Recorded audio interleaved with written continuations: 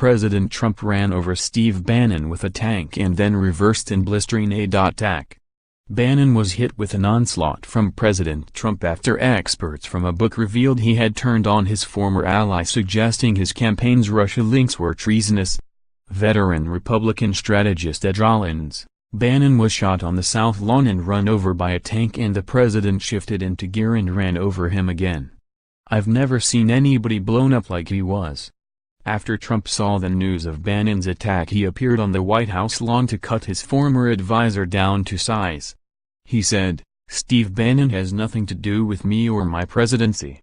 When he was fired, he not only lost his job, he lost his mind.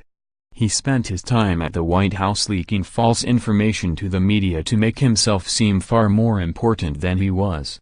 It is the only thing he does well. An excerpt from a book by U.S. journalist Michael Wolff exposed insults from Bannon aimed at the commander-in-chief.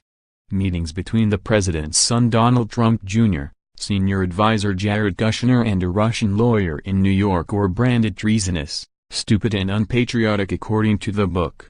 The president reportedly responded furiously to these claims, as well as the suggestion that his political understanding was limited. Bannon reportedly said, "He gets what gets." In his blistering attack, Trump said, "Now that he is on his own, Steve is learning that winning isn't as easy as I make it look." Steve had very little to do with our historic victory, which was delivered by the forgotten men and women of this country. Yet Steve had everything to do with the loss of a Senate seat in Alabama held for more than 30 years by Republicans. Steve doesn't represent my base, he's only in it for himself. The pair had previously been allies, with Bannon credited as helping President Trump defeat Hillary Clinton before their relationship became strained after they entered the White House.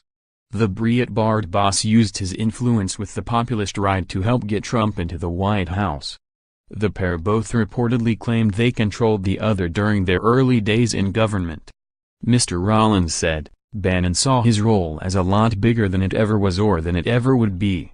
The pair entered into a delicate alliance after Bannon left the White House until it was smashed with the release of Mr. Wolff's book excerpt.